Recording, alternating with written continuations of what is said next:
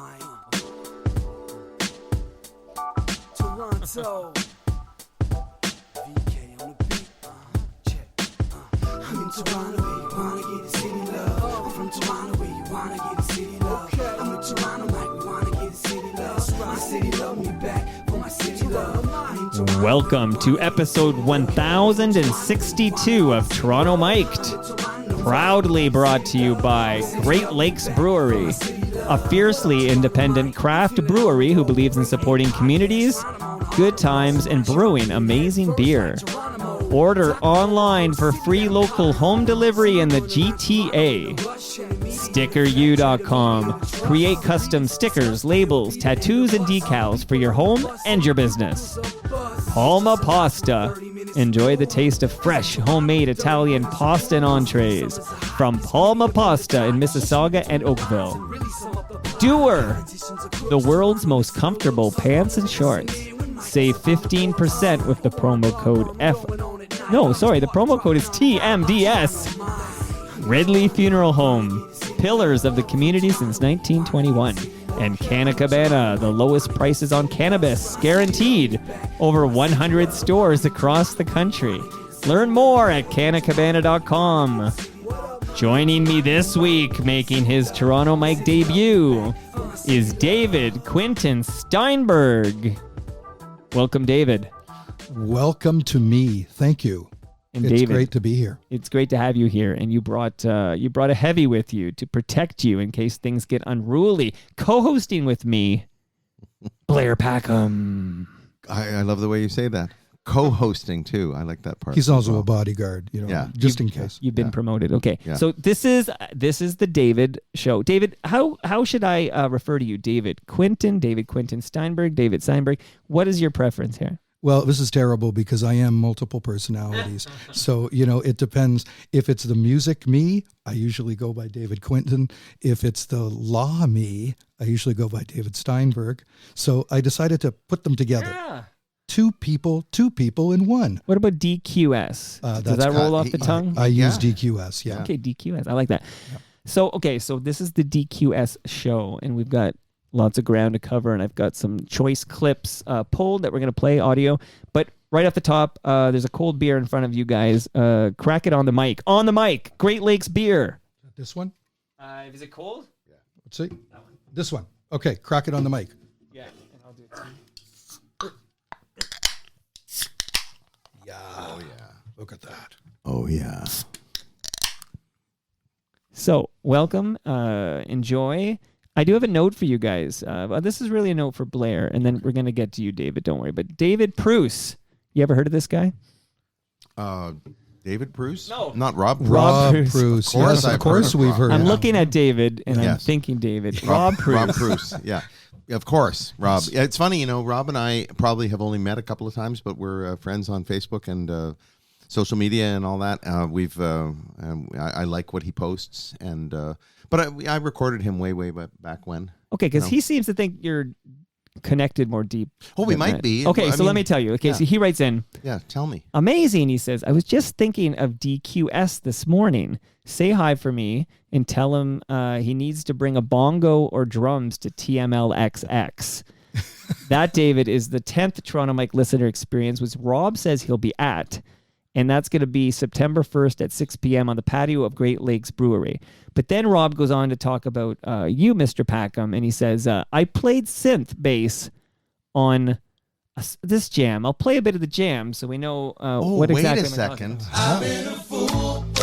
He did. Yes. Sorry, Rob. I'm so sorry, Rob. I forgot. He played on that. Yeah, this is just, it's like a synth upright bass sound. Yes, of course you did, Rob. I was going to say, because you're like, I met him a couple of times, or I think I recorded him once or twice. But this guy plays on the biggest song of your career. That's true. Yeah, as I'm always reminded, the biggest song of my career every time I come here. It's a great song. David, what do you think of this song? I love this song. I mean, I used to play it with the band back in the old days. And, when we've had reunions recently, we do that song. and it's a fabulous song. Well, the crowd will revolt if Blair is involved and there's no Last of the Red Hot Fools. The crowd will get unruly. Yeah. The crowd is revolting. Trust me. The crowd is either going to revolt or die of old age. We don't know which one, but I kid. Okay. See, now Blair and I are buddies, so I feel I can You joke can say with him. stuff like that. Yeah. And Mark Weisblatt. I'm sorry, I have to mention him, but he always Who? He's very concerned that I misunderstood his age. That he wants it known that he's. I believe what he said was much younger than much younger than me. So He seems to be. Yeah, he wants to be clear, and he was very clear the he was other day very that clear. he says I am Generation X, and Blair Generation Dino. yeah, Blair Packham is a baby boomer. exactly. And he's So let's not, he was adamant about that. I have to say his adamance was admirable. I could be there and part of the scene as a 6-year-old. There you go. I don't do it as well as you do. No, but, and I for some reason it's not happening tonight. we got Sorry, to Mark. turn David on to the wonder that is the Mark Weisblatt episodes of Yeah, Sean White. what's that guy all about? Where do we begin? Where do we begin? Well, we'll find it, and Yeah. I'm going to have to hear it. Because put it this way: if Blair finds it amusing, I'll find it amusing. Okay, it's 3 hours of a month. So every month for 3 hours, Mark Weisblatt comes over, and we dissect like the previous month and like media and the zeitgeist and who passed away, and he, also just previous shows. yeah, Wow.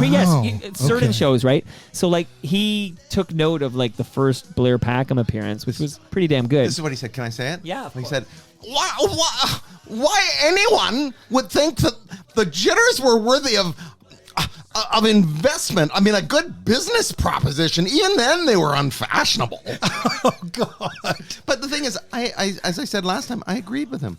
I agree with him. I get what he's saying, So Well, there was a lot that was sort of wrong about the band, given the period of time in which we were dealing. yeah. Right? Is that what he means? That must be. What He's he not means, talking yeah. about your level of talent. He's No, talking no, about no, where no. you We don't- were. Let's at have a that period. commercial. Anyway, his opinion, which is his opinion, and then Blair responded 2 weeks ago. Yeah. 3 weeks. It was ago, like maybe. the day Yeah. day and a half before your buddy Andrew Crystal passed away. Yeah, So, Blair responds, and then Mark comes back to my house for 3 hours last Thursday and responds to the response. So now Blair is responding to Mark responding to Blair, who responded to Mark, who responded to Blair. And then next month, the first Thursday of July, Mark will come back and respond to Blair's response to his response to Blair's response to Mark's response to Blair. Wow. It's going to be amazing. It's a mise on a beam, I believe the French would call This it. is like the Johnny Depp Amber Heard trial. Oh, Whoa. Oh, by the way, Rob, shout out to FOTM Rob Bruce. He says that it was the limbo. He was in limbo between Spoons and Honeymoon Suite. right. And that's when he did Last of the Red Hot Fools. Yes, with, Blair that is correct. Packham. At Phase 1 Recording Studios, yes. I remember vividly now, and I'm sorry that I didn't a moment ago. David, I want to go way back with you and Blair because you're my co-host. You can help if you know there's somewhere we should be going, or if you want to flavor part of the info that David's sharing. Feel free to. You can talk over me the way I can't talk over Weisblatt. Like just- Okay. By the way, that line you said about me receding into the background. Yeah. Now, every time I'm recording with Mark, I can feel myself receding, like Homer Simpson going back into the bushes or whatever. Like, you're right. I totally recede into the background. I was noticing that too when I listened as well. I thought, yes, I think I was correct.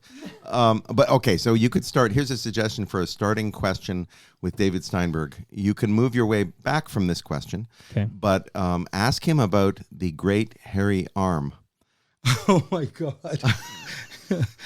The first Jitters record cover. Have you ever seen that, Mike? Oh, yeah. Well, you mean the one in front of the R.C. Harris water treatment plant? Yes. Yes, of course. Yes. Okay. So, Blair will tell you that I wasn't on the record, but I was on the record cover.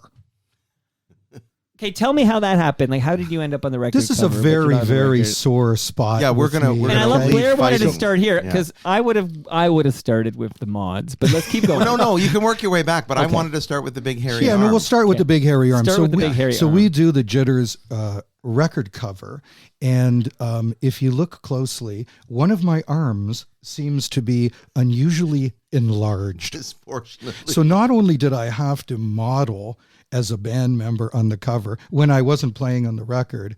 But I then had to suffer the additional humiliation of having an enlarged arm on the record cover.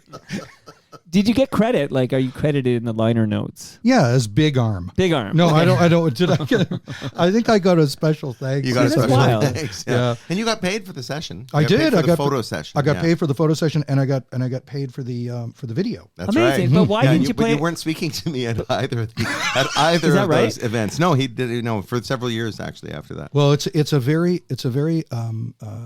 more serious kind of conversation. Yeah. But not really anymore Not because anymore, all these years passed. But I was going through a huge transitional phase in my life where I was leaving music, I was going back to school, Right. and desperately trying to cling on to music while I was going back to school. And it really didn't work, and I wasn't right anymore, and my style went out of style. And Blair told me, you know what, it's time.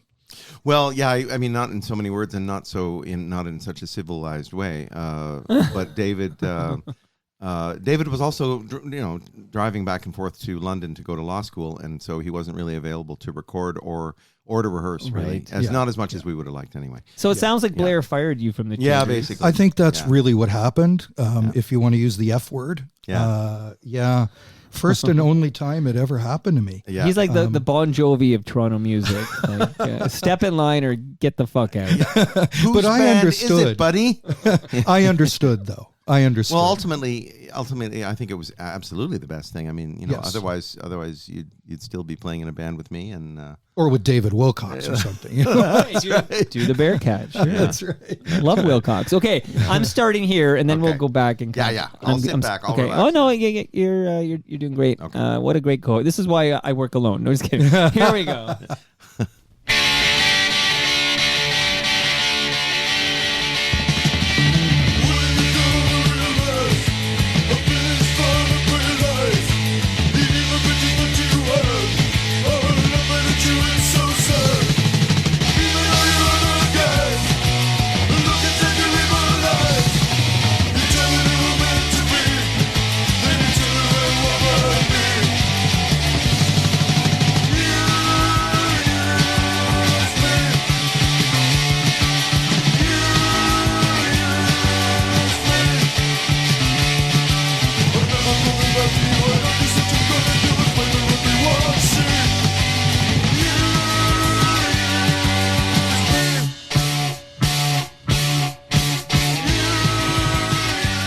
Awesome, by the way. I couldn't tell which side of this single to play because they're both great jams. I'll play the other one in a minute, actually. But tell me everything you can, David, about the mods. Sure. Well, that song that you're listening to right now, my parents gave us $120 to go to Comfort Sound with Doug McClement and record Step Out Tonight and You Use Me. And we put that single out ourselves. And we sold 2,000 copies of it, Hey, all by ourselves. wow. Yeah, in 1978. I would have been 17 years old. Wow. Yeah. So maybe a little background on how the hell you ended up, in a punk band at the age of 17. Sure. Pressing vinyl here. And we will play, by the way, because I love this jam here, but that Step Out Tonight feels like I know they're both like A-sides, I guess, but that Step Out Tonight feels like the big single to me when I listen to them both. I don't know what your thoughts are. Yeah, well, it was our favorite song at the time. I was actually in my first, I guess, punk or new wave band when I was 16 years old. I played in a band called the Androids, and we rehearsed at the old Phillips building with the Diodes and the Ugly, the Viletones, Battered Wives. Everybody rehearsed at the Phillips building. That's where I met the Mods, and they were sort of a cover band, a mod cover band in those days, doing Kinks and Who and Small Faces. And then I didn't see them for several months, and the next time I saw them, they were basically like a punk band. And I joined them in September 1978 when I was 17. Okay, and that you got some money from your parents, just enough to press a single, basically, like a 2-side single. Yeah, to record it, yeah. Record it. Okay. And okay, so that Doug McClement, that name comes up a lot here. Blair mentions that name a lot. But who is it? Captain Phil, I want to say. We were doing this special episode about not live to airs, Edge Fests and Canada Day festivals for CFNY. And a bunch of that audio was Doug's recordings too, and it sounded amazing. Yeah. And tragically hip on Canada Day, doing like a CFNY, Canada Day festival, whatever. It sounded amazing.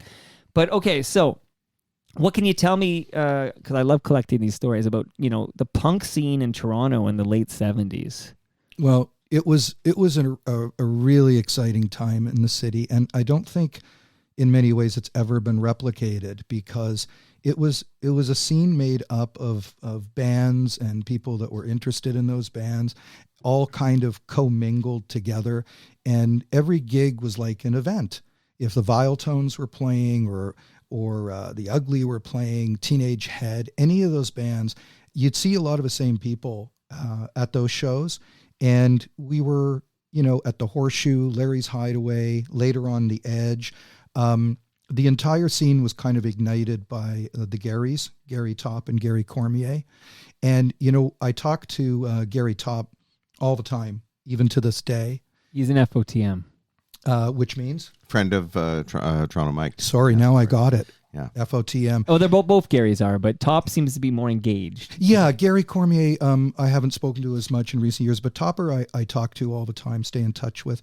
And I always say to him, that we're grateful even to this day at our age that he gave us a chance, because no one else would. Imagine 17-year-old kids getting to play at the Horseshoe. Right. That was scary. This tells you, because the way the Garys operated and what is magic about them and will never be duplicated is they had to like what they heard. Like it didn't really matter like whether it was going to sell tickets or what. Like they had to legitimately like what they heard, and then they booked you if they liked you, and they liked you. Yeah, and they booked us repeatedly and did really special things for us. I mean, they booked us with Ultravox, with Squeeze, with the Police.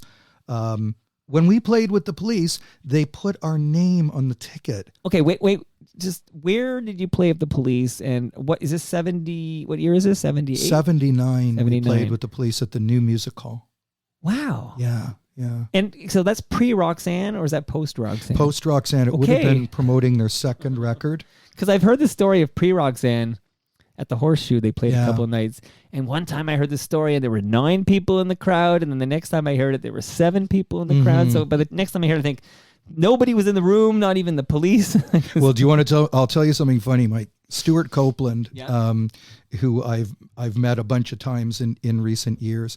I brought out a copy of the ticket on my phone to show him. We were talking one night and I said, Stu, look at this. And we had a big laugh. And I said, and you guys played at the Horseshoe. And he goes, please don't tell me you're one of the 10,000 people that says you were one of the only people that was there that night.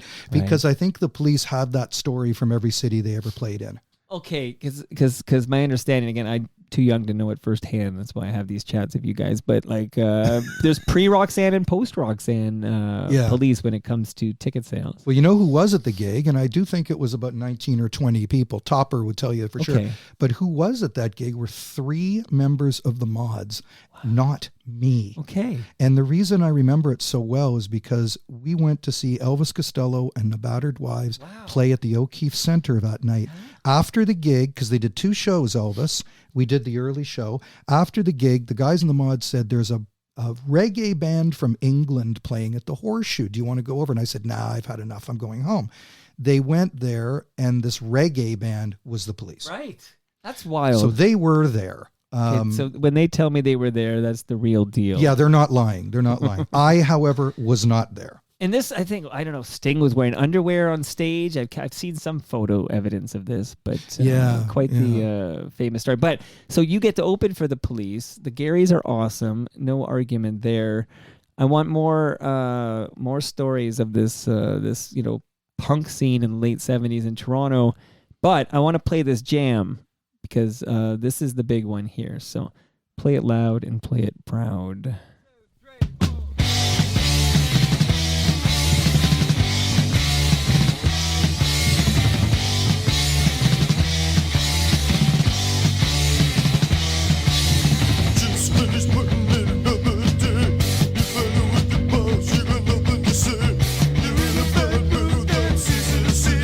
I don't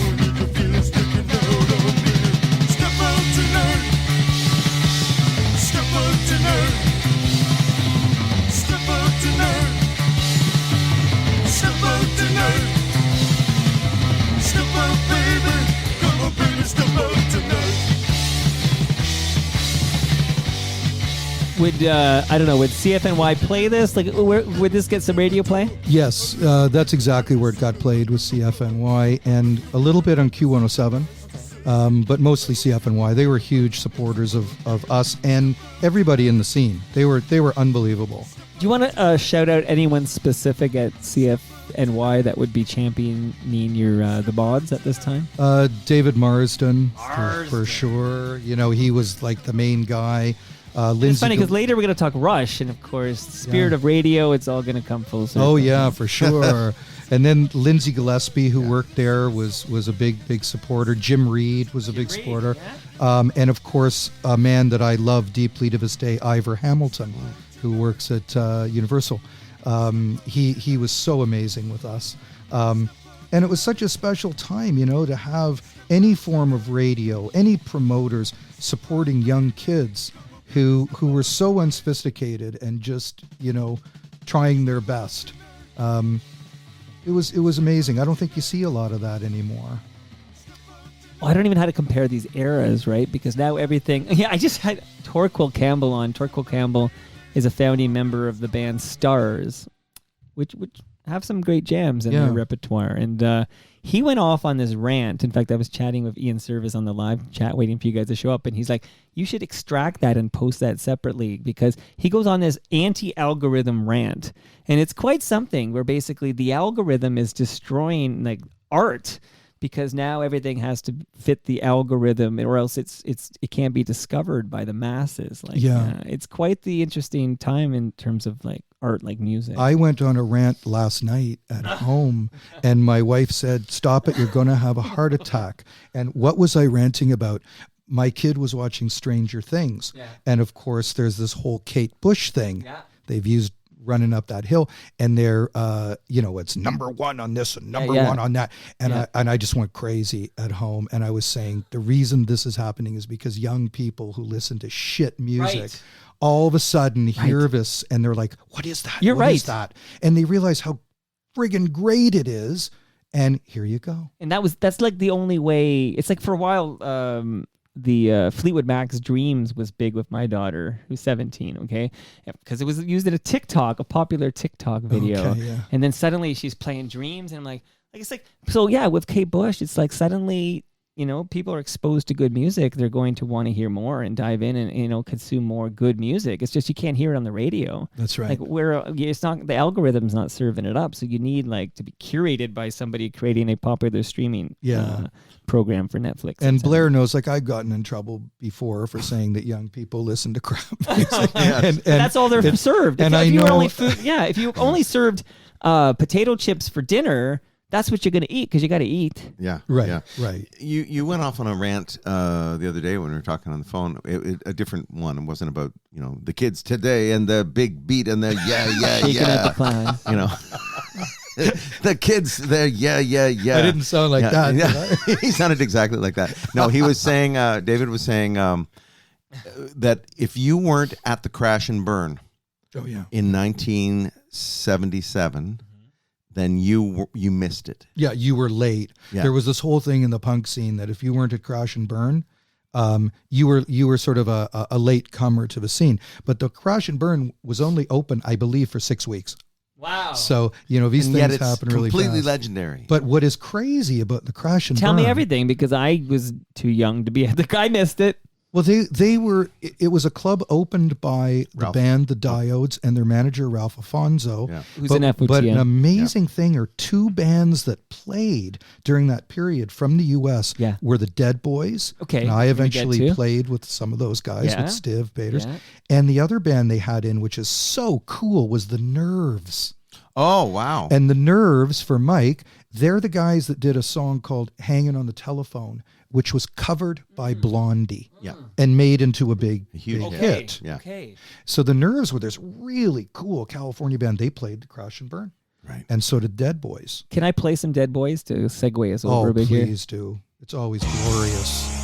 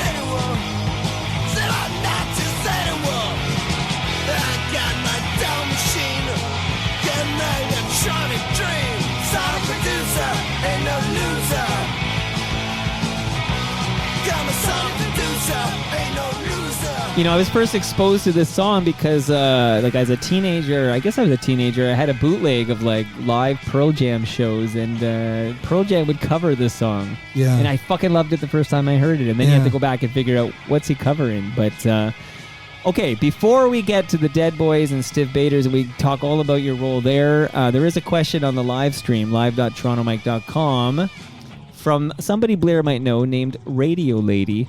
And she wants to know what were the Toronto punk clubs. So I know you referenced them very quickly there, but maybe just spend a little time name checking the Toronto punk clubs of the late 70s that you remember. Sure. I mean, it was a combination of clubs and some sort of different venues. For instance, there was a place called the Shock Theatre on College Street, where there were a handful of shows. The Metro Theater, also a handful of shows. A place called Club David's in a back alley near Yonge and Wellesley. Okay. Again, a handful of shows. The Cheetah Club. But the main places were the Horseshoe, and then a little bit later, Larry's Hideaway, and then a little bit later than that, The Edge. Those were really the places where punk and new wave so the Garys down. have their hands in this pie everywhere because they were working for all three clubs. Yeah, and Topper would probably be disappointed if I didn't mention the New Yorker, of course, because he brought the Ramones. He and Gary brought the Ramones and really started the whole thing. I mean, when you look at who the Garys brought to town during those years, it's astounding.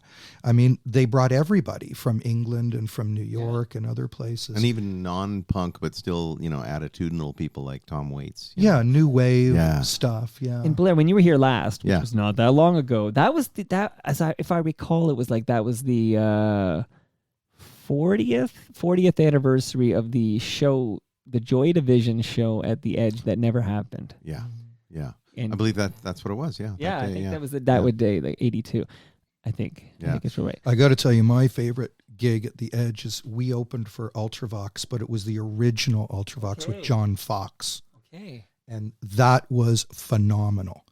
Amazing. What an interesting band they were. What an First interesting, album. it's just interesting that now we're going to talk about Stiv Bators and you're going to bury me in those stories. And then it's hard to believe that at some point you decide I'm going to pivot to become a lawyer. This is all. Well, it was the Jitters that caused that. Blair was so repulsive. You're like, I'm leaving the industry. I'm out. I think it's more that I was inspiring because he thought, there are a lot of goofs out there like this, so I can make money off of them. I got hit on the head with a hammer. You know what was funny? When I went to law school, it was like, okay, I'm doing this to get away from criminals, drug addicts, and social outcasts. Right. And then I realized, that you can't ever escape that. No. All right. So we heard Dead Boys, and then you drummed on the solo effort for Stiv Bators. Tell me this whole story. Yeah. So Stiv was dating Cynthia Ross from a group called the B-Girls, a local new wave band, in 77, I think it was, or 78. I can't remember. And he was club hopping one night with her, and he ended up at a Mods gig. Okay. And I met him. That was a whole event unto itself. And he said to me he was doing these solo recordings that summer in L.A., and he flew me down. I was 8 years old. You were 18. Weisblatt was 8 years old on UFT Radio. I'm so used to lying about the fact that the records aren't that old. 8 years old. I was whatever age you were, Weisblatt was younger. I was 3 when I did my solo album. I think Rob Proust was 8 years old when he was playing with keyboards for the Spoons. I think that was true. So I was 18, and if I can tell a couple stories about that. You can tell more than a couple. Go nuts. Totally mind-blowing, Mike. Drain that swamp. I'm 18 years old. I'd never been to California, and we lived for the whole summer in West Hollywood at the Tropicana, the infamous Tropicana Hotel. And behind us, in the cabin behind us, was Tom Waits, who had lived there for 9 years. Wow! And the Trop was basically a party all the time. Rock and roll motel. Dee Dee Ramone lived there when we were there. The Go-Go's would come around for parties at night. Part of Blondie, Clem Burke lived there. So when bands were doing sessions there, they would either live there or hang out there, one or the other. And it was an incredible experience, and the recordings were almost like peripheral to everything else that was going down, because with Bators, every day was an adventure. Something would happen every single day with him. So we ended up recording basically in the middle of a night sometimes. Joan Jett would come around. She was very good friends with Stiv. Kim Fowley would hang around. And Jimmy Percy from Sham 69, he was in town, so he would sometimes come to the studio. And we recorded that summer at Leon Russell's Paradise Studios. And we did, I think, 4 songs and did 2 singles. And what ended up happening after that is the Dead Boys sort of reformed. They went back on the road, and they started disintegrating. So Stiv called me to join what ended up kind of being the last version of the band. And it really wasn't the Dead Boys. It was Stiv, Jimmy Zero, who was from Dead Boys, and then me and Frank and George, who eventually did Disconnected with Stiv. Go ahead, Blair. Well, the story that I think is so great is when he called your mother to convince her. Okay. Yeah. A phenomenal. He was only 8 years old. I was 8 years old. The mom's permission. This is a phenomenal story. All right. My mother saw a magazine, a punk rock, I think it was Punk Rock Magazine, and saw a feature on Dead Boys in it, and said to me, "This is the guy you're going to hang out with in California, and how old is this Stiv Bators?" And I said, "Oh, he's like 29 or 30. So he was like 10 or 11 years older than me." Right. And she said, "I want to have a conversation with him." Okay. And I was like, uh-oh. Sure. So we arranged for it to happen. And I'm on the other line, holding the phone. The extension. And the extension. Yeah. Well, my mom is talking to Stiv. Right. And Stiv says to her, "Mrs. Steinberg, you have nothing to worry about. We will look after David. He will be totally fine. I promise you. I give you my word." It was like, what's that character from Leave It to Beaver? Eddie Haskell. Eddie Haskell. Yeah. So, and then my mom hangs up, and I'm like, "Mom, you off the phone?" And I hear she's off the phone. And then he tells me what's really going to happen. What did he say? "Oh, I'm never going to tell you." That's the real time. And I was like, "Holy shit, dude." So he just, completely snowed my mom, and it was great. And I was on the plane. Wow. Okay, let's hear a little of the Stiv Bators solo stuff with you here. Let's just get a taste of it. I pulled a jam. Hopefully you're cool with what I pulled. I wonder here. which song.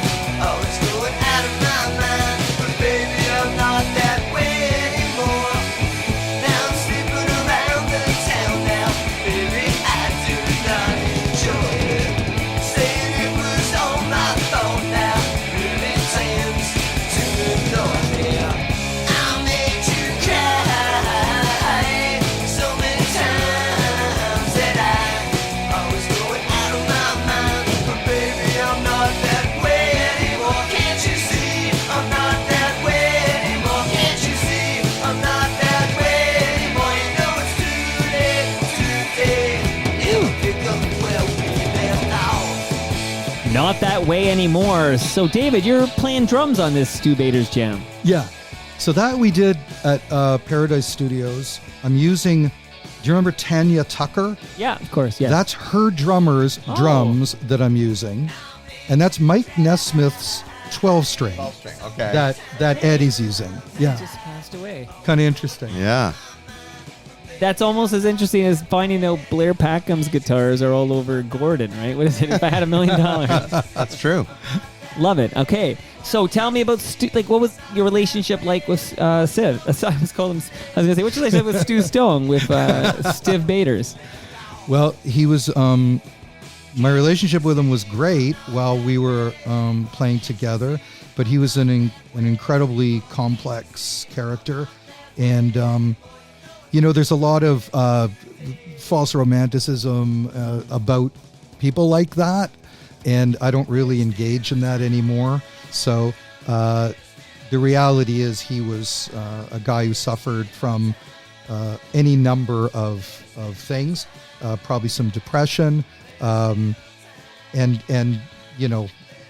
other issues that eventually led to his demise in 1990. So he died 32 years ago. See, I was obviously looking into him, and he seems to have died the same way that Bob Saget died, like a blow to the head, and then not. Like, I think going to sleep. Like, I don't know what the true story is, but this is what I read. Like, he had a car accident, so he got a head injury. And look at the real talk here. He's going to give me the real talk in a minute. But I don't know if he is. He went to bed. Well, we'll see. I'll see if I can shake him up a bit. He went to bed, and then he died in his sleep because of this, head injury he suffered, which might be how Bob Saget died. What say you, David Steinberg? Well, but don't answer as a lawyer. Answer as a punk rocker guy. Yeah, no, for sure. We spoke that night. That might have been the first time we talked in a couple of years. Yeah, we talked on the phone when Stiv died. When Stiv died.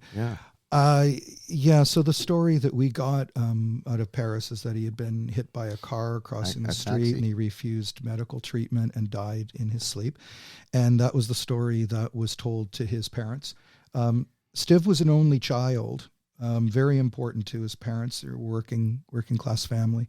And I think that regardless of how he actually passed away, that was the story that the parents understood to be true.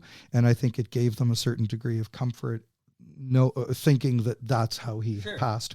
So it's a little bit more complicated than that. And it's so interesting because here I am, and it's 32 years later, and I'm still somewhat secretive about certain things because of Jimmy and Cheetah and the people that knew and loved the guy. It almost sounds like you're in that default protective mode, like protecting his parents from reality there, because they find peace in the story that's been told or whatever. But his parents are no longer with us. Yeah, Steve and Marion are gone. I feel like you can say what you want, but the statute of limitations, like this, might be time to share the real talk. Well, I think that he was into a plethora of drugs and was struggling with that. I think that physically he had been very, very broken down by that point. And what I used to say to people at the time, I probably said it to Blair at the time, Stiv Bators was not going to get a profession one day. Right. He was not going to deliver fried chicken. Or even sell insurance or something. No, this is who he was and what he was. And, ironically, I think he could have had a career going into the 90s and the 2000s. Couldn't he have been like an Iggy Pop? Yes. Yeah. Yes. That's sort of your model, I think, for those kind of guys who weren't supposed to live to be 30 or whatever, but are still kind of like punk idols today. Iggy loved Stiv. Yeah. When Bators passed away, Iggy posted a video. I watched the video for his mom or parents for Steve and Marion. Yeah, absolutely. Yeah, quite the video, because you see Iggy Pop kind of. Yeah, I watched that video just the other day. They really liked each other, and Stiv could have had that kind of career. I mean, if he could have nailed him down enough. But I think that his demise was brought on by a whole bunch of health and drug-related issues, and very, very sad. I loved the guy, and I think about him every day. There's not a day that goes by that he doesn't pop into my mind somehow, some way, often with, humor around it, because he was an incredibly funny person, also a very dangerous guy, mostly to himself. I mean, when you talk about the false romanticism, I'll give you the perfect example. Sure. His street surfing that Joey Ramone had seen and that we had seen, and he did once with me in the car, where he got on the roof of a car and would surf. Yeah, that's what Teen Wolf would do. Right. Did you remember this? And inspired by Stiv Bators. Yeah, that's suicide. Right. So there's all this false romanticism about it in the sense, oh, isn't that hilarious? And it's not hilarious, and it wasn't funny. And fucking terrifying. Right. We were on the LA freeway, the 405, when he did it with me on the freeway. Yeah. And Frank was in the car behind. And when we got to our destination, Frank, who was his lifelong friend from Blue Ash and played in the solo stuff, Frank threw him up against the wall. Yeah. And I remember it very distinctly because I was a kid and it made a big impression on me. Right. He threw him up against the wall and he said, if you had fallen and gotten run over, I wouldn't have even fucking looked back. So, it's stuff like that. He couldn't swim. And in the Tropicana pool, he threw himself in the deep end one night and Frank had to jump in and fish him out. He was on the bottom. Oh, and it was the same thing. He was threatening to kill Bators if he ever did it again and blah, blah. So he was dangerous to himself, but his sense of humor and his pranks were like off the charts, hilarious. And the kind of thing that you would get arrested for 7,500 times over nowadays because the world's changed so much. Yeah. And like I say, Mike, the late 70s was the worst behaved period in societal history. There was no political correctness. Even good political correctness did not exist. Right. It was no holds barred. Drugs, no AIDS. It was an insane asylum. Yeah. Yeah, underage, everything. And whenever you watch a documentary on a serial killer, you can bet it's late 70s. That's right. Yeah. Well, you look at that, when the Me Too movement started, I was kind of watching in the sense that when's it going to hit music? Yeah. When are they going to start talking about David Bowie and Laurie Maddox? Yeah. And when are they going to talk about Jimmy Page and Laurie Maddox? Yeah. When are they going to talk about Sable Starr, who I had met a bunch of times?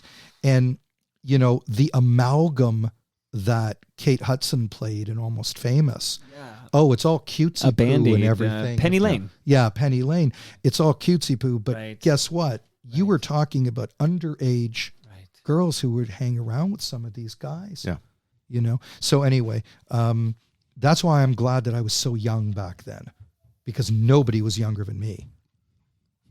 I was 17, 18 when I was doing this. Mark Weisblatt was only 6. Well, he wasn't born yet. Yeah. I heard Weisblatt's in his 20s. I think early 20s. Yeah. But I'll tell you too, Mike, that Sonic Reducer, which you played before, which I think is one of the top 10 best punk songs of all time. I agree with you. And I also played in a version of the band with Stiv, with Brian James from The Damned. And Brian wrote New Rose, which again I think is one of the top 10. And Brian is an incredible talent and a really, really great guy. I've stayed in touch with him. Who wrote those 2 jams I played from the mods? That would have been Greg Trinier, the singer, with Scott Marks and Mark Dixon, guitar player and bass player. Cool. And they're all doing really, really well, those guys. Okay, good. They're survivors. So, because, maybe we skipped this part. I should come back to it. But, you're drumming for Stiv because you're not drumming with the mods. Like, what happened to you and the mods? To make a long story really, really short, we had some flirtation with a few record companies, namely Warner's and CBS. And we eventually signed to an indie label. We did an album. And the indie label sort of got in some trouble, and CBS came and said, you know what, we're just going to sign you directly. And we went, okay. And the indie label went nuts, sued CBS. And everything kind of got caught in a big mess. And this would have been early 1980. Okay. And we just became disillusioned and decided to call it quits. And I was playing with Stiv, I think, within 2 weeks of the last Mods gig. I was playing in a show in Ohio with Bators. I think we started in Akron, Ohio. Well, that would be his hometown, right? Yeah. Around there, right? Yeah. Now, you became so disillusioned after seeing lawyers screw everything up. You said, "I've got to go that way. This is for me. I got to become a lawyer." Is that the moment? Can you pinpoint that moment? The moment for me was really born of fear. So, like, if I'm being totally honest, the reason I made the change was purely really based on fear. I was scared of the future. I was scared about, the line I used to use at the time is I didn't want to be 45 years old getting excited about my new demo tape playing downstairs at the Silver Dollar Room. That's me. That's not you. And I just couldn't face it. And I think it was seeds that my parents planted in me when I was a kid. And, it was really interesting. When I was playing with Stiv, his girlfriend was B.B. Buell, who's Liv Tyler's mom. Right. And B.B. had been married to Todd Rundgren, Right. and That's right. had, lived for a time with Rod Stewart. And she said to me when I was 18 years old, give it 3 years. You will make it. Just hang in there, because that had been her experience, right? She knew all these people that had done well, Right. Hammering away. But the people she was talking about were brilliant or genius level artists. They weren't me. So by the time I was 21, 22, I started feeling that pressure. It was fear. I didn't want to be sitting around with nothing to do. And it was just that kind of inertia that pushed me towards education.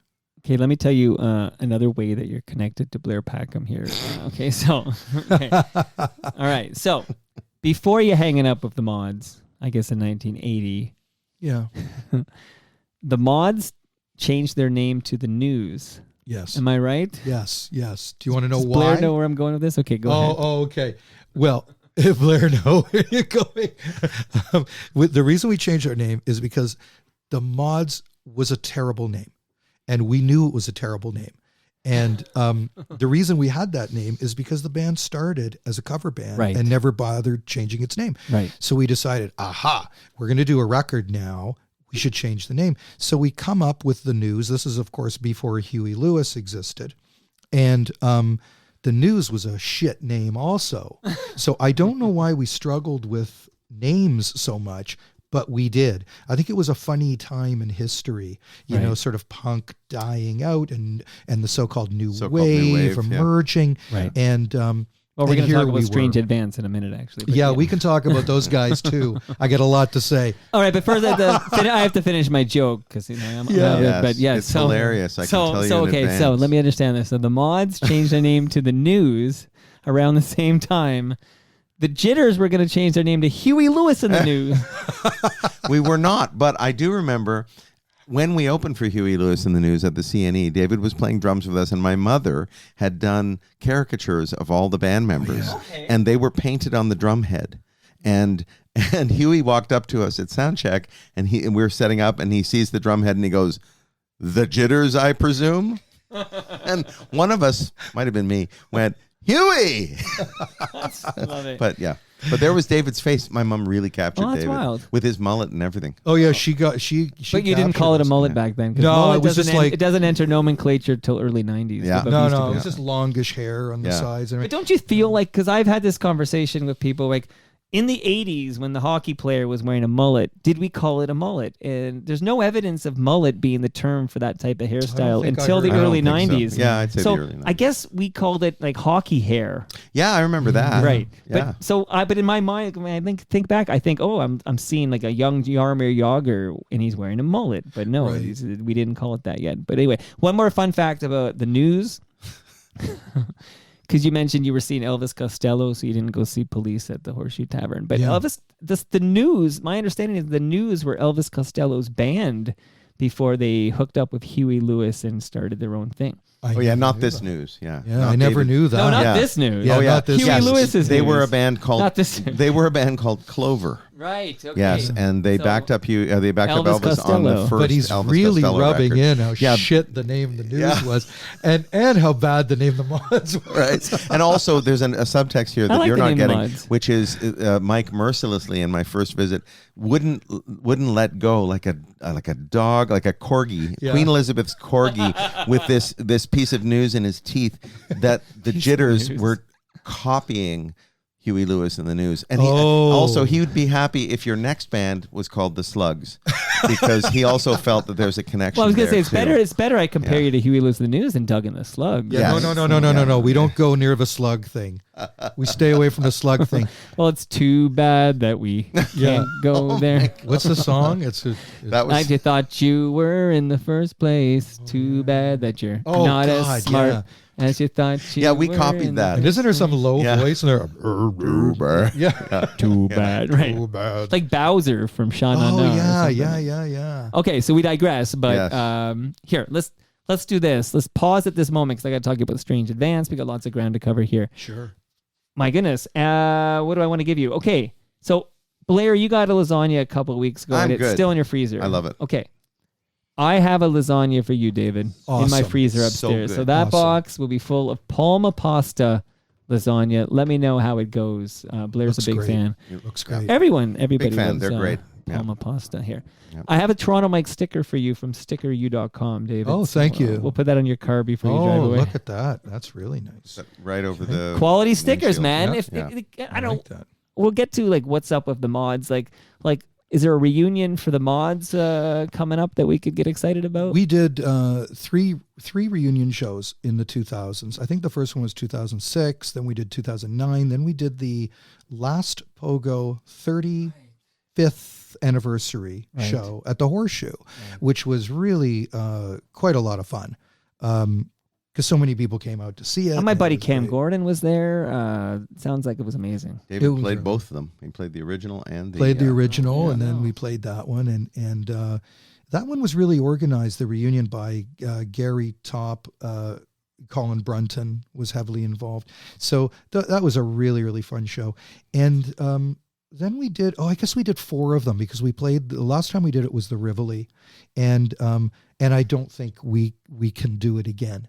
Everyone's spread out in different cities. And you know what? The music's aggressive to play, and Right. it's more difficult as you get older. But your air drum was pretty good there. I was watching you go. You've got it. You've still got it I in can you. do it. I just can't do it for more than, 3 or 4 minutes. Well, we shorten these sets like 22 minutes. This show is 22 minutes. Anyway. I can do 22 Well, minutes. if the mods ever get back together, you get your mod stickers made up at stickeru.com. Oh, it's done. Okay? So It's done. stickeru.com. Yeah. Love those guys. I want to shout out Ridley Funeral Home. They've been pillars of this community since 1921.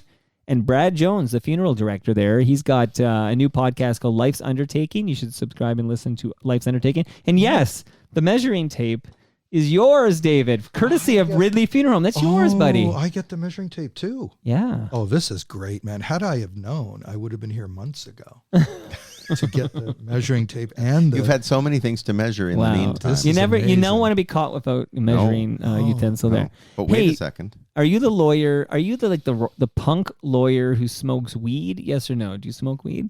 No, I don't. Well, That's my story, and I'm sticking to it. And there's nothing you can do to make me say no. Even make you wear this hat? yeah, that's a toque for you, David. I Oh, know I it's get the not- toque, too? Yeah, the toque's yours. Save Oh, that I for love winter. that. I know No, it's I'm not so a cold weed anymore. smoker, and I think part of the problem is, when you came up through the punk scene, we were not weed smokers. Punk was not about Punk weed. was not about weed. Yeah, because Yeah. weed mellows you out, and punk Yeah. is aggressive. Yeah. Like you gotta Punk was take about uppers. other things. Yeah. Right, you need Yes, speed. Yes, Yeah. it was about other things, and to which I do not admit. But it was not weed. Weed was the hippie drug, Right. and the hippie That makes thing sense. was very there was this very funny anti-hippie kind of vibe in the punk and new wave scene. You don't want your punkers on weed. Now that I think about it, that No, would they be can't do it. counterproductive here. But I will tell the listenership, the FOTMs listening, Canna Cabana will not be undersold on cannabis or cannabis accessories. Go to cannacabana.com. There's 100+ locations across this fine country. And join the Cabana Club at cannacabana.com. Just last week in the backyard, we had a great episode with Andy from. Did you listen to the? I did. It really, really disintegrated by the end. Well, because they were into some potent strains by Yeah. the end. Well, because and there's Mike a lot of smoked weeds for the in- first time in like ever. forever. Yeah. Well, Right. since I was a teenager. Yeah. So I smoked a And- joint for the first time in forever. By the No end, way. they're comparing bongs and stuff like that. Well, Stu, everybody was smoking. But I will say it, Yeah. I've never been part of an episode like this, but 5 of us out there, 4 mics, and everybody's smoking weed. it really is fun for us. Like, I don't know what it sounds like, and if you listen back to the recording, maybe it's nonsense. 2/3 were great. All I remember is Disintegrate. I played once when I was, actually it was with Stiv. I played a gig and somebody had a joint backstage, and I had a little bit, and I went up, and I remembered the biggest problem I had was forgetting which verse and chorus I was in. And that's horrific. Yeah. When you're playing. Yeah. And I even remember the song, man. We were playing "Caught with the Meat in Your Mouth" from the Dead Boys' first record, Love that title. and I ended it early. I was came to an end. I was like, bang, and then but I faked it. Ba-ba, I came back in, but it was like horrific. Yeah. Thinking, what verse are we in? What chorus are we in? Yeah. So yeah, I never did it ever again. Too scary. Well, last but not least, I love my Doer pants, my Doer shorts, my Doer shirts, and Doer, by the way, DUER, the world's most comfortable pants. Rugged, stretchy, but they look good. You can bike in them. You can wear them to the board meeting. I absolutely love this stuff. You can go to their retail store on Queen Street here in Toronto, or you can go to doer.ca, and you can save 15% both ways if you use the promo code TMDS. So much love to our newest sponsor, Doer. David, Strange Advance. How are you involved with Strange Advance? Well, Strange Advance, that was an interesting story. Dean Cameron, who had signed the Jitters at EMI. Passed away a couple years ago, right? Yes, he did. Right. Dean put me, because I was, had done some solo stuff. I had done a solo album. He put me on a development deal, and I was doing demos for him for EMI. They never signed me. But one day, Dean had this brilliant idea. He said, Strange Advance have never played live. They had put out their one record. It did well.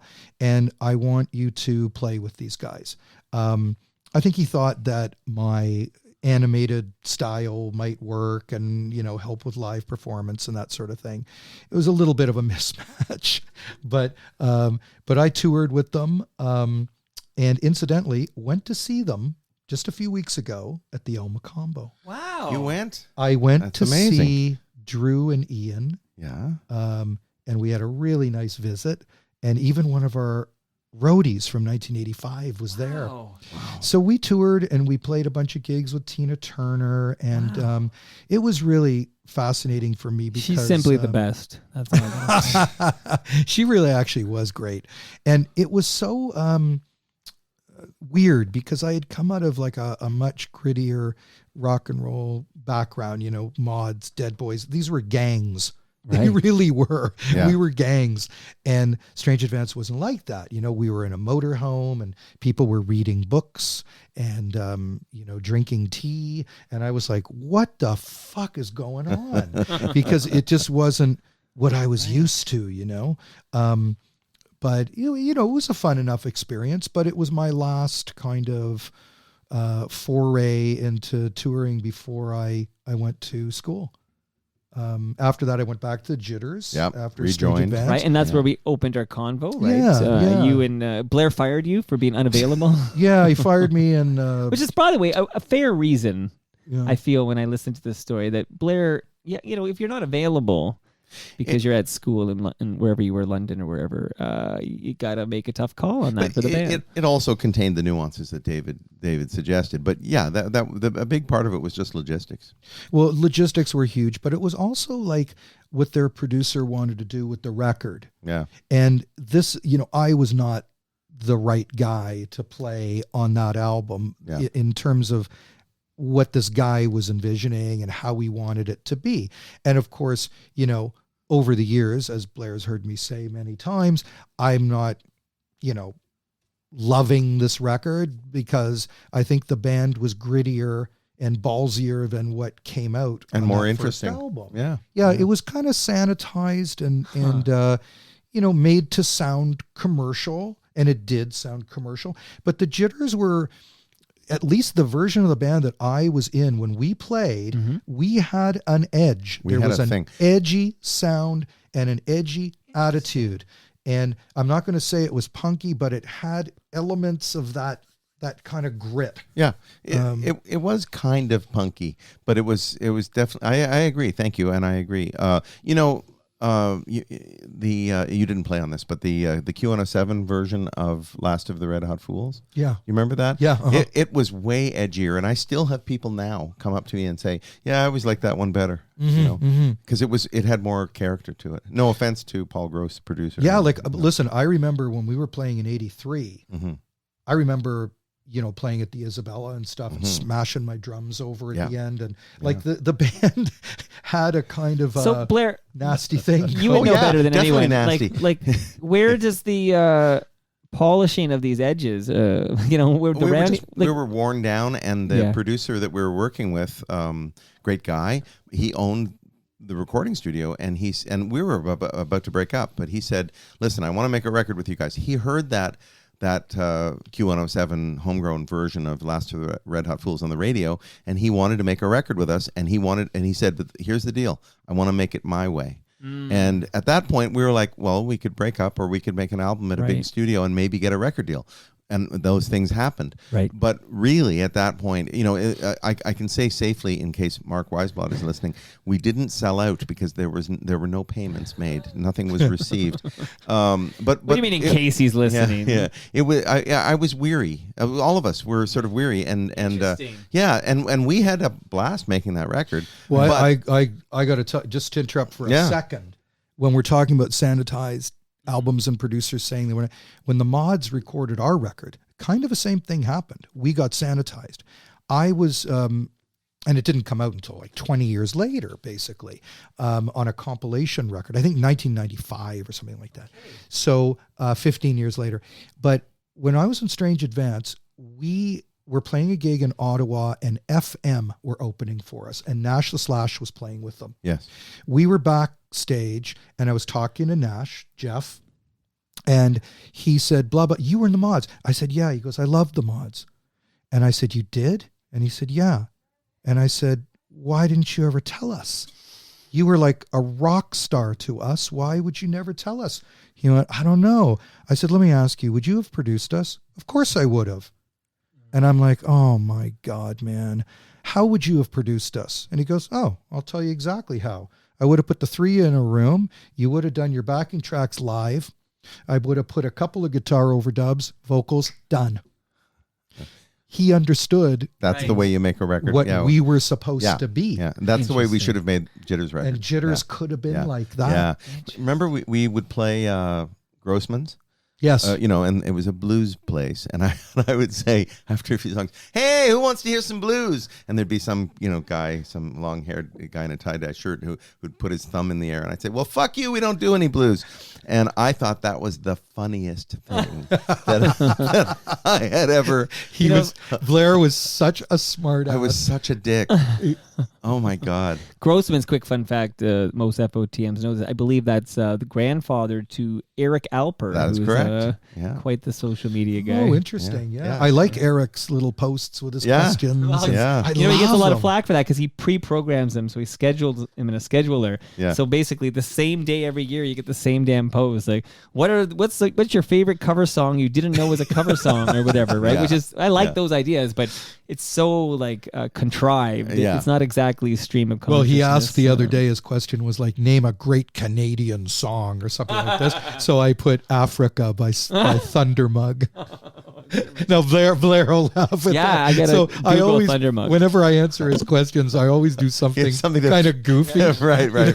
I'm not answering them seriously. My favorite color is blue. I'm not doing that. But I do kind of answer it like as a smart ass. Well, again, and by the way, I have a very good relationship with Eric to a point where he drove Colin James over here one day. Like he drove Colin and said, Colin, you got to do Toronto Mike. And I think it took Colin a half an hour to figure out what was going on. Like I'm in this guy's basement or whatever. And Colin was great. But he's the nicest guy. Yes. But yes, he can be sort of. I went up to him after a show, and I knew him a little bit.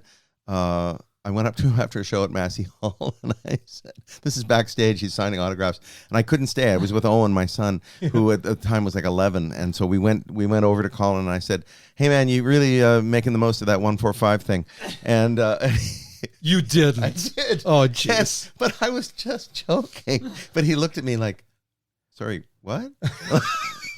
like, what? And I said, I'm kidding. I'm totally kidding. Oh, and then he laughed. He went, okay. That is very But funny. isn't it? Yes, Thank it's you. very funny, but it's also mean. It's also Yeah. the evidence of how he can be a smartass. Yes. Yeah. Right. But that's also what makes it fun to be on stage with him. Yeah.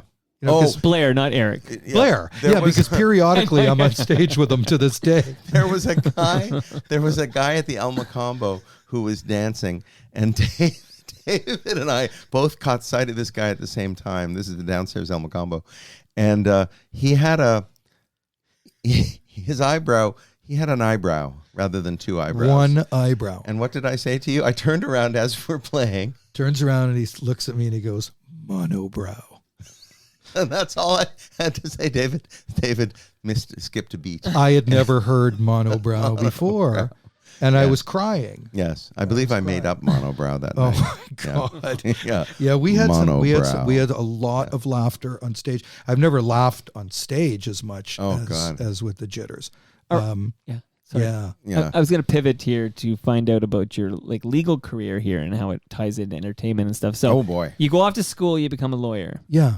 and you're a lawyer. You're a practicing lawyer today. Yes. Okay. Yes.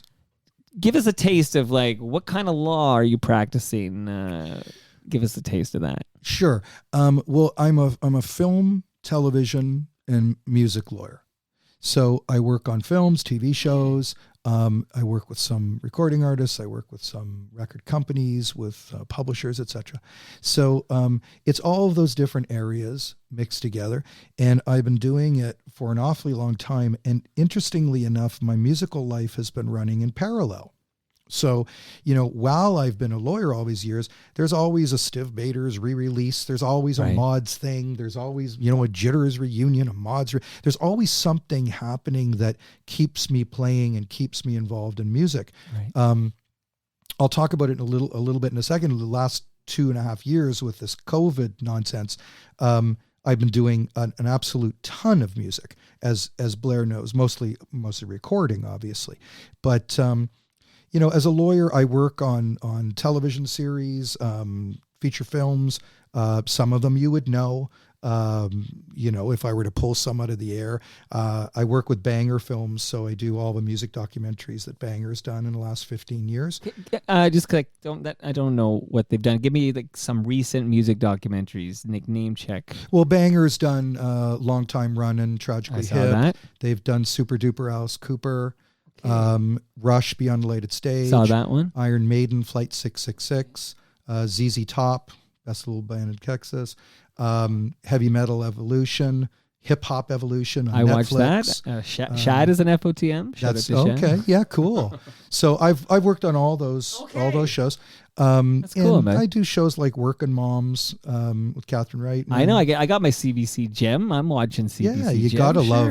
love that show. And her dad was the late great was Ivan Ivan. Reitman was the keynote speaker at my graduation from University of Toronto. Oh, no kidding. That's how I'm connected to Ivan Reitman. That's all So I got though. Ivan. He asked about you. Ivan.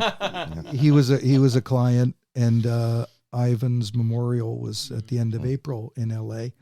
And I've told a number of people the story that you're at this memorial was really a celebration of life, but the keynote speakers were just phenomenal. It was like over 2 hours of keynote speakers where you're normally getting bored, but you're not getting bored when it's Arnold Schwarzenegger, Danny DeVito, Jennifer Garner, Sigourney Weaver, Eugene Levy, Dan Aykroyd, Bill Murray. That's who was doing the speaking. Right. So it was really special. I think he would have loved it. His family loved it. That's terrible. What a talented guy. Oh my God. But Working Moms, I know that show for sure. Absolutely. Okay, very cool. Now, tell me this story about finding out you've got this fan base in Japan all of a sudden. That sounds wild to me. So long story short is a few years ago, we were putting out Maud's vinyl album through a label called Ugly Pop here in Toronto, Simon Harvey. And I was planning in 2018 a trip to Japan, just me and my wife. And Simon said, I'm going to hook you up with some people there who know who you are. And I said, why would they know who I am? Like, because of Bators or mods? He said, yeah, they know that, but they know your solo album. And I said, there's absolutely no way. It's impossible. They don't. He goes, oh, yes, they do. So he put me in touch with them. And I ended up playing this incredibly cool club called Poor Cow in Tokyo. They invited me just to play piano and sing.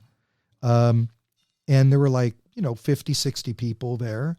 And they all had copies of my old vinyl records and knew some of the words to the songs, which blew me away. And we had such a special time. Wow. We went back in 2019, but this time I performed with a band, and we did 3 shows. We did Kyoto and 2 in Tokyo. And the band was great, and they had everything like note perfect.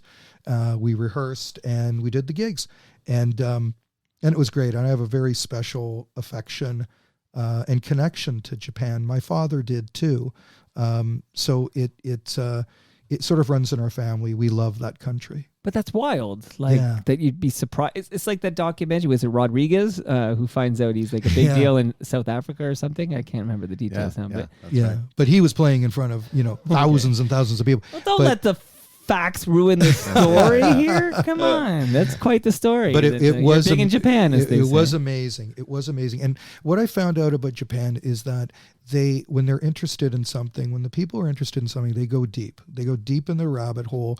They have they're not self-conscious about what they like. They just like it. They don't care how old you are. They don't care this. They don't care that.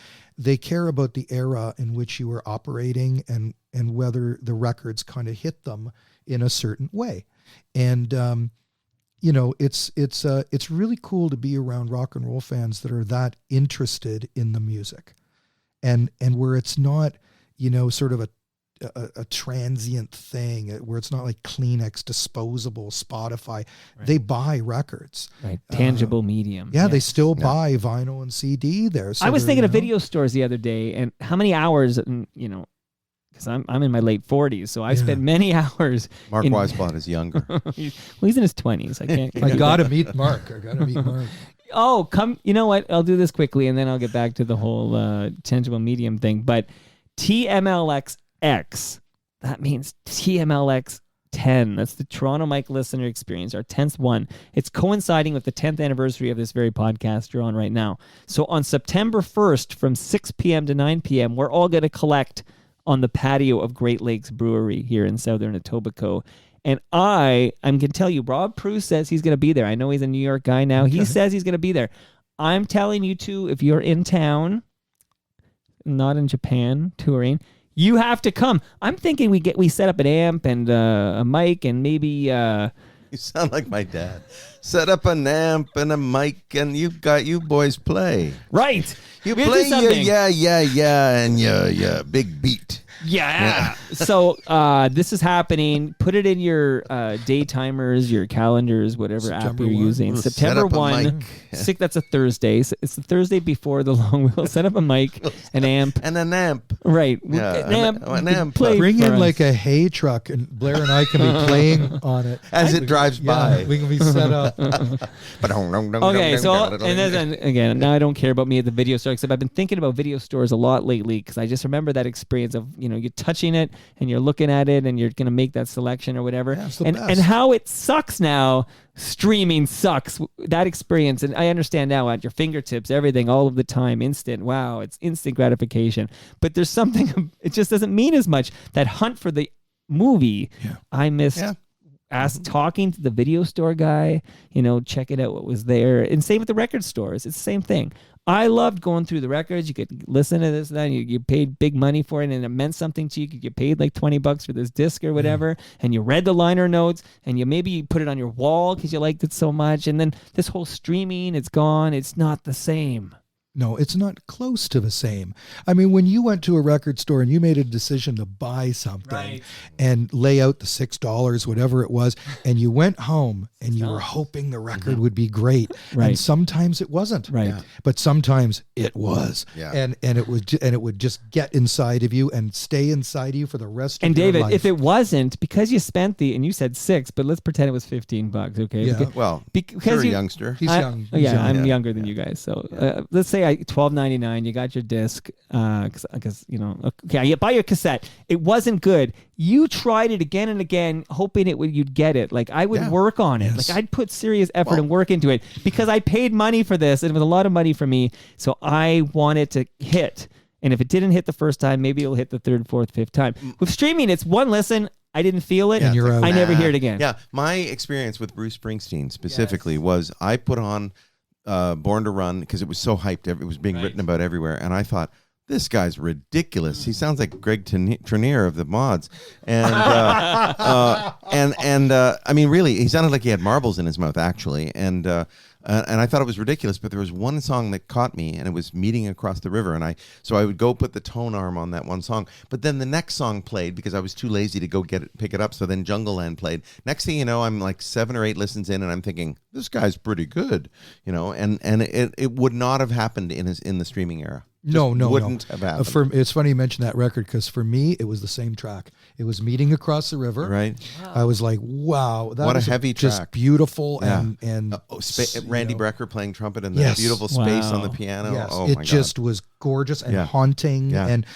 But I did love Jungle Land. Yeah. Because remember, I was a prog guy. Yeah. So Jungle Land With was all its like, parts. yeah, it had all these parts. And I do think the best saxophone Okay. solo ever played. Spoiler Yeah. alert. I almost don't know if I should say it but Stu won't hear it, but Cam might hear it. But I have it queued up for the next episode of Toast because we're kicking out our favorite songs with saxophone parts in it. Oh, And that's my favorite. yeah, So that's my, yeah. anyways. So Jungle Well, Land. I Spoiler thought alert. you were Ridiculous. spoiler alert. Bruce Springsteen's here. Come on, boss. Come on down. You should hear the episode. By the way, David, you're just discovering Toronto Mike, but Blair's been going into the archives. Go listen to Tom Wilson's first visit to the studio because he tells the story. I titled the story "Bruce Springsteen's Tits." And he tells this story about Bruce Springsteen's tits. That is, in that voice, the way he tells that story, it's incredible. Oh, my God. I know that's right. You know who's a big fan of 6 Degrees of Separation of Stiv Bators is Little Steven. Okay, yeah. So Little Steven Underground Garage, Of course. they've played my solo stuff, Wow. but they've played a ton of Stiv's stuff. And when Stiv's, the movie about him, the documentary premiered in New York a few years back, Little Steven attended. Nice. So he loves Bators. Yeah. Amazing. And I think what he loved about Stiv was more on the solo stuff was more the garage rock kind of sound. Right. Sure. You know, which is what he's really, really into. Yeah.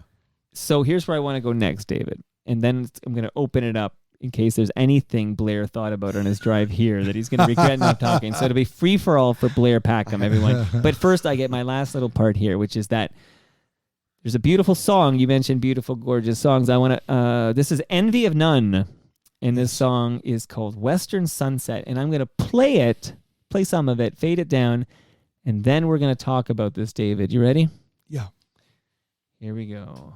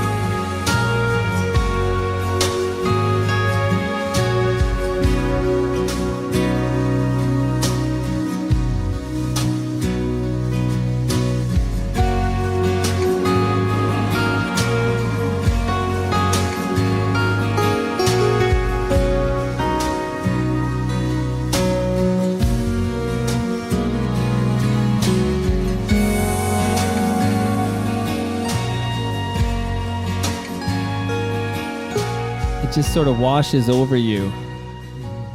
Love it. That's Western Sunset by Envy of None. David, why am I playing this song? Well, it's the album closer, but it's most importantly Alex Lifeson's tribute to Neil Peart. And it's very beautiful. Did you play on this song? Yes. Don't bury the lead here, David. You're playing on this jam. Yeah. So you're playing drums on, this is, like you said, Alex Lifeson's tribute to Neil Peart, Yeah. Western Sunset, and Alex Lifeson's new band, of course, is Envy of None. So if you're looking for this, you're looking for Envy of None. And how do you know Alex Lifeson? That's an interesting story. So I've been the band's lawyer for quite some time, and was very, very close to. Well, I am very close to Geddy and Alex, and I was close to Neil as well. And of course, Neil was ill for 3.5 years, leading up to his passing in January 2020. And Alex was inspired to write that while sitting on Neil's balcony in Santa Monica watching the sun go down when he was on one of his visits. And we would sort of take turns visiting Neil. Sometimes we'd go together, sometimes we'd go apart, but we were always sort of rotating and getting down there to spend time with him. So yeah, it's a lovely piece, and it was special for me to be able to play brushes on it. Well, I'm sorry for your loss. For those of us who weren't in his inner circle, we did not even know he was sick. One day we learned he passed away, and it was, wow. That's how he wanted it, which was of no surprise to people that knew him. He was intensely private. Everyone knew that. And he was like that until the very end. But we all had very special moments with him when we were going down visiting, and he knew that he was very much loved. Let's put it that way. He really did. So yeah. Well, it's amazing that you got to play on that track. Like wild, and it's such a beautiful tribute to Neil. Yeah, it's hard for me to listen to it, just because it's very emotional. And Alex, he wrote a composition that just evokes so much of that feeling, and what he was probably feeling about Neil as the illness progressed. So yeah, it was a very difficult time, especially for those two guys, my God, and for Ray Daniels, the manager, and obviously Neil's family, but not including Neil's family in the discussion. That's obvious. For Ray and Geddy and Alex, it was obviously extremely difficult. Blair, what do you think of that song? It's beautiful. It's lovely. David's brushwork is lovely. And it's very subtle and warm, and I think it's really lovely. Yeah, it's just sort of a feel song. But I was telling Blair that because I've been playing brushes mostly with him in the last few years, and I've sort of become a little bit more comfortable with brushes because I haven't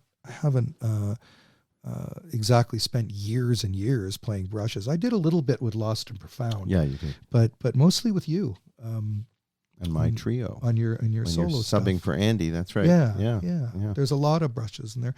But they're kind of interesting to record, And Anton Evans, who did the recording, he mics below the snare drum and above, and you get all the subtle little distinctions and what's going on. And the Envy of None record was fun. I ended up on, I don't know how many tracks, I think 5 or 6 of them, I can't remember. But it was really fun. And the 4 of them worked really hard over a number of years, Alex, Alf, Andy, and Maya. And now we're all kind of doing things on each other's recordings. Oh, yeah. It's like I just did a track for Maya on her solo record just last week. Wow. which is really cool. See, and but see where you're at now is you can, make your money as this lawyer. In your livelihood is This you're a lawyer. lawyer. Yeah. I'm just a caveman. Okay, so you got a livelihood lawyer thing going on, but you can still have that whole rock star outlet. Like you're still doing stuff like this and playing with Blair. Like you've got the best of both worlds. I've tried to sort of maintain, the concept of being two people. You've got the for- balance for all figured these out, years. buddy. But it's but there's imposter syndrome. That was a big thing for me, especially when I became a lawyer.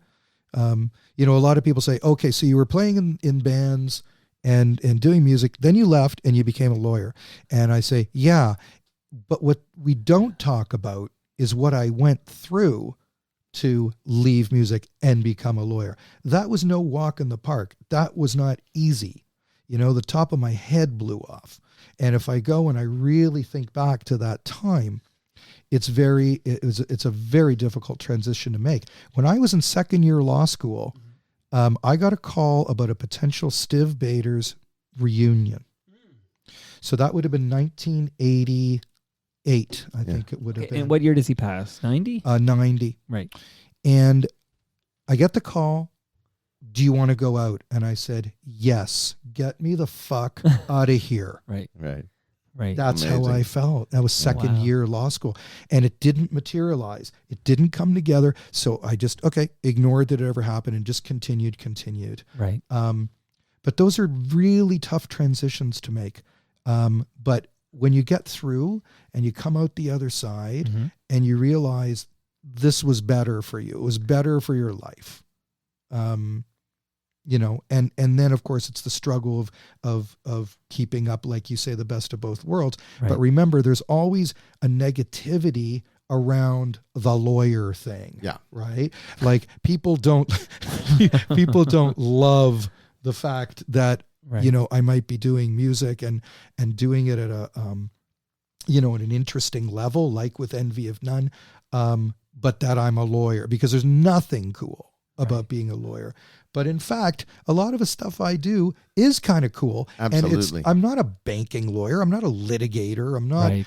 a corporate lawyer. I'm an entertainment lawyer. So I'm involved in entertainment Hey, stuff. you're involved in like music and sports and TV and film. Like if that you're gonna be a lawyer, that's the way to go. That's I guess. the one to do. Right?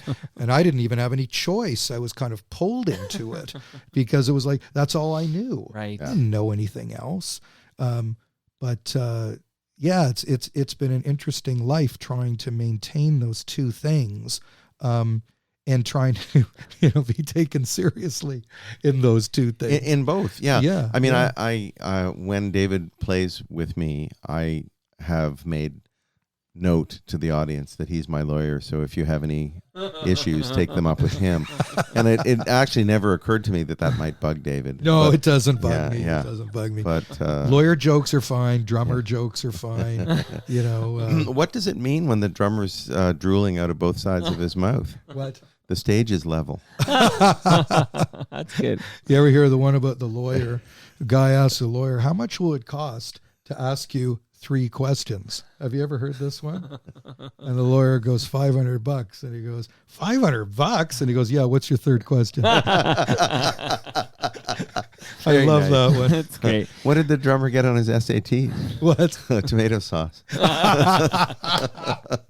Yeah, there are a lot of drummer jokes. I know. Oh, that is the best of both worlds. I know. It was funny. Wow. So any before I pass the mic to Blair for mop-up duty here, have to anything think I of missed? something. Rush. So I know it was we buried the lead there because we were remembering Neil, and it was a very Yeah. solemn moment there. But you've been Rush's lawyer for years, it sounds like. Yeah, for many years. And now I'm assuming now you're still working with Getty and Alex. Yes. Yeah. Any stories you can share, or are they all in the vault? Anything? It'd be interesting to anything you can tell us. I know I can tell you from TMLX events, there's always a handful of Rush fanatics that show up, and I'll just shout out 2 right now. Rush Mike and James Edgar, their favorite bands of all time. That's Rush. So anything you can tell us about Rush, they're listening. Well, I mean, I can tell you lots of things about the guys, but the one thing I will say, and it really, really is the truth, is they are really fabulous people. They are Nice. they are honest. They are philanthropic to an incredible degree, Nice. and they're down to earth. Mm-hmm. And it's astounding, actually, when you think about it, because I don't think a lot of people like them are. Yeah. But they're down to earth. They are in many, many respects regular guys. David brought Getty to a Jitters show, and I had lost my voice, which really doesn't happen. But I was just croaking my way through the thing and making jokes and trying to be funny. And Getty said to me after, he said, "You're a funny fucker," which I liked. And then he said, "And I totally get you about the voice. That's happened to me a million times." Wow. Right. And it probably did. The other thing I'll say about the two of them is they are incredibly funny people. Yeah. And I know a lot of folks will say that, "Oh, the guy's really funny." Alex is one of the funniest, if not the funniest person I've ever met. And Getty is hilarious. So, they're just very, very funny people. And I will say that, when Neil was going through the illness, the humor that those guys brought was so incredibly important to him.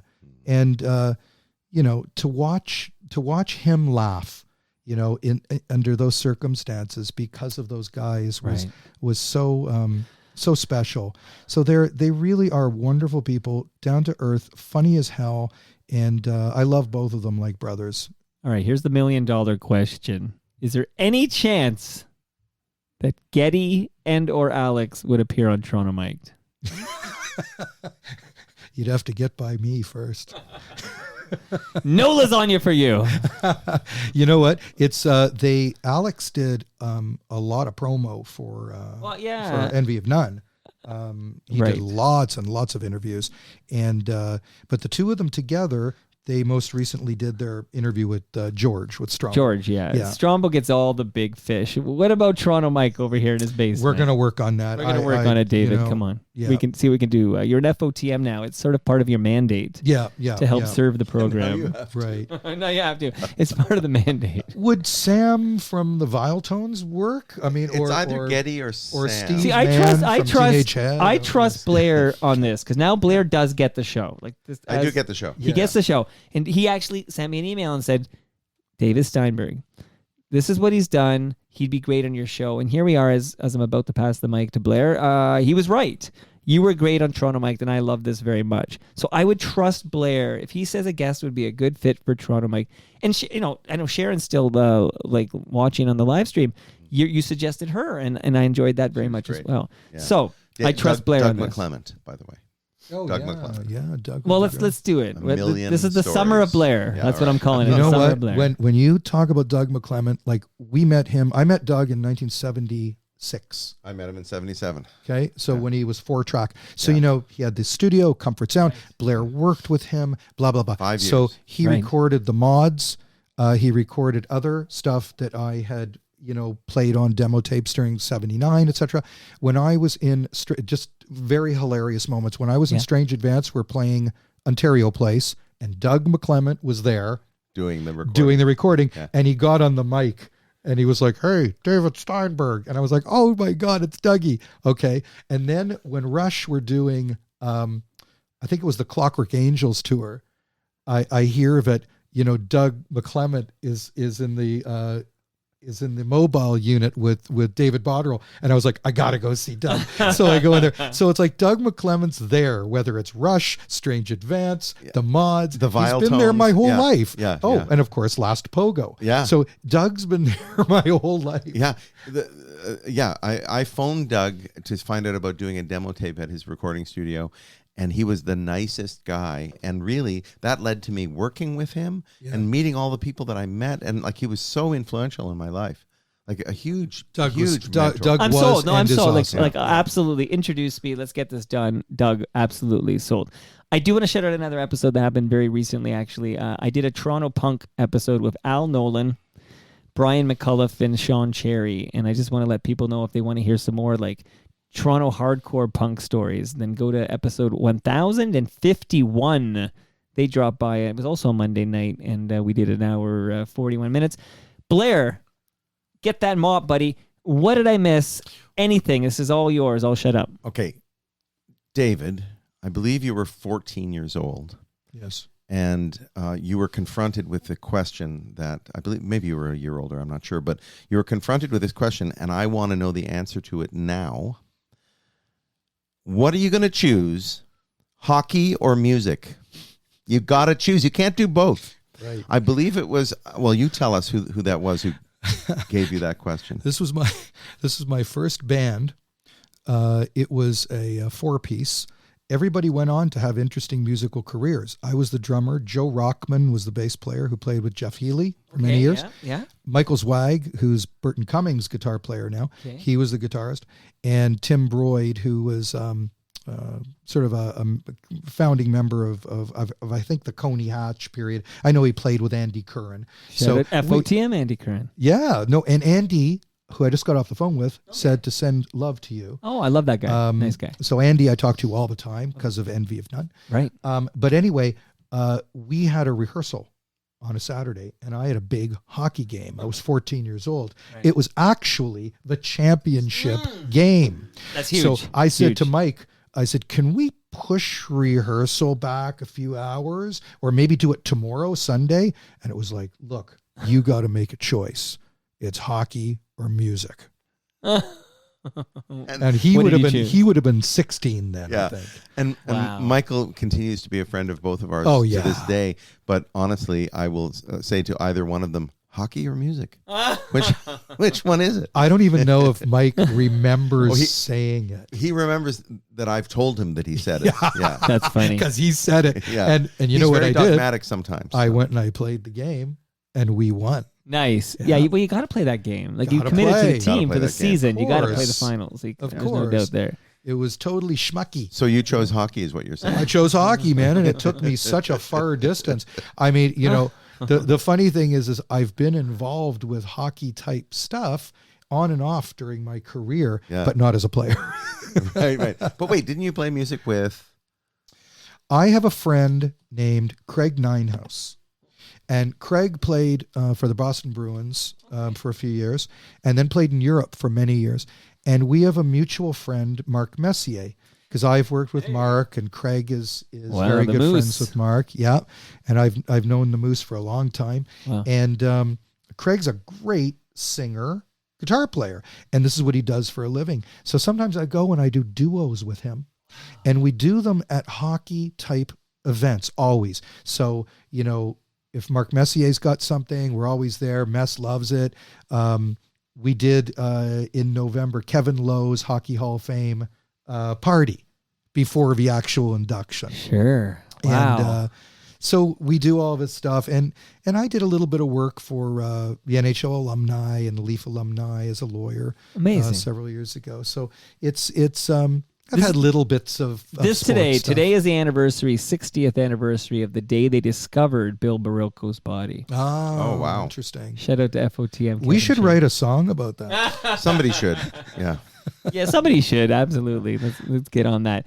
Blair, anything else in the swamp? Are we draining the swamp? What are we doing? Emptying I don't know the vault? what the metaphor is. I don't know.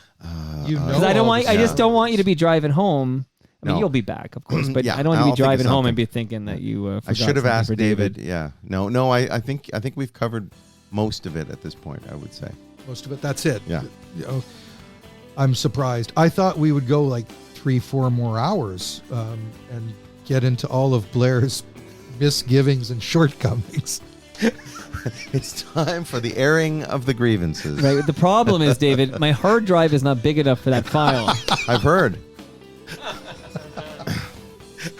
Locker room. We can measure hard drives. Yes, you've got your tape there. Yeah, my tape. Can I borrow that? I got to show him something. Tape measure. David, hell of a premiere. Can't wait to see you at TMLXX. I can't wait for Getty to drop by. We'll talk Blue Jays baseball. I'm a big Blue Jays fan. I know he is as well. But this was awesome.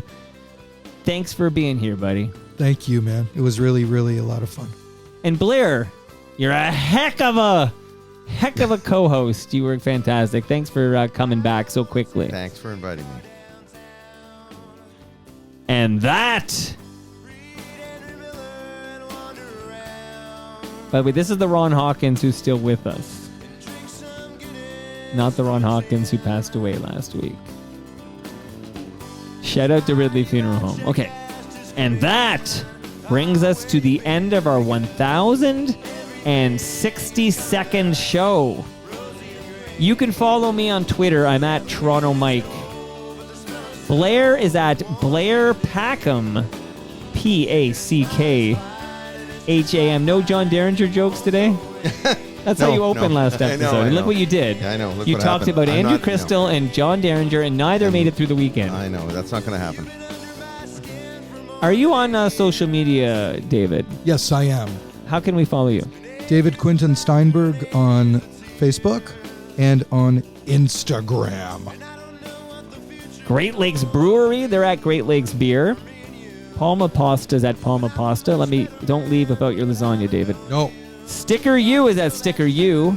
Doer are at Doer Performance. Again, Doer is DUER, and that promo code is TMDS. Use it because you'll love the clothes and it helps the show. Ridley Funeral Home are at Ridley FH, and Canna Cabana are at Canna Cabana _. See you all next week.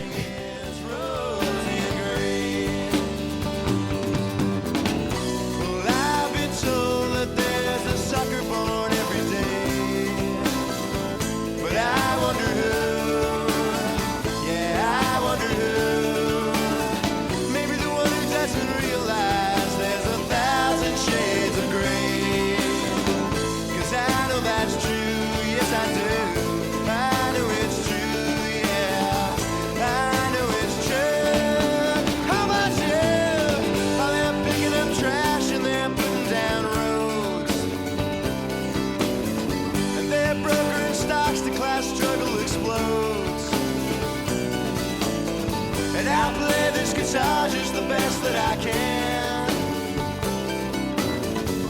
Well, maybe I'm not, and maybe I am. Who gives a damn? Because everything is coming up rosy and green.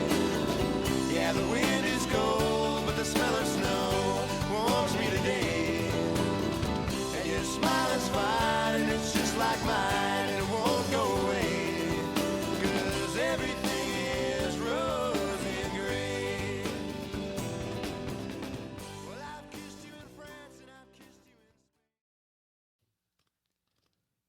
Future Mike here. We just finished Rosie and Gray from Lowest to the Low, but there was one story that the guys forgot to tell. So, David, take it away. Okay, I'm going to try and tell it succinctly.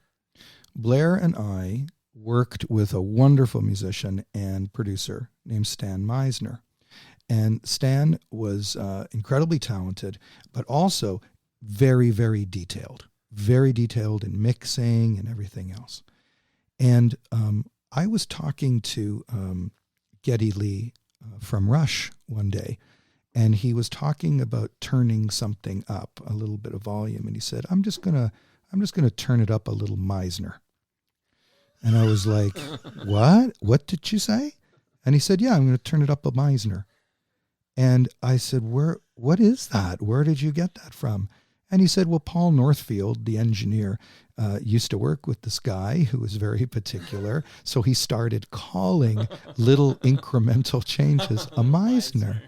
And of course, I called Stan and I said, "Are you aware?" And he went, "Yes, I'm aware."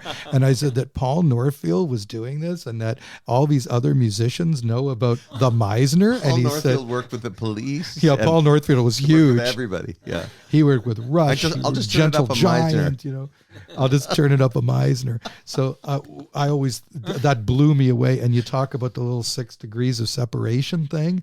And then Geddy doesn't know Stan Meisner. No, he's never met Stan. Right, he just knows that's the name of this incremental. Yeah. Meisner. And That's it was wild. named after a guy. It's then wild. I asked Paul Northfield about it. Yeah. Because I met Paul Northfield in L.A. and I said, "Hey, you know, blah, blah, blah, the Meisner." And Paul Northfield said, "Oh, yes." And I said, "Did you do that?" He went, "Absolutely." He said, "Stan is a wonderful, wonderful musician. But yes, he was very particular. And we called it the Meisner." So I don't know what record it originated on, but Paul Northfield is the guy that made it up. That's so good. And I don't know if Stan likes it or doesn't like it. So if he doesn't like it, I'm sorry, Stan. But it is a hell of a funny story. Just turn it up a Meisner.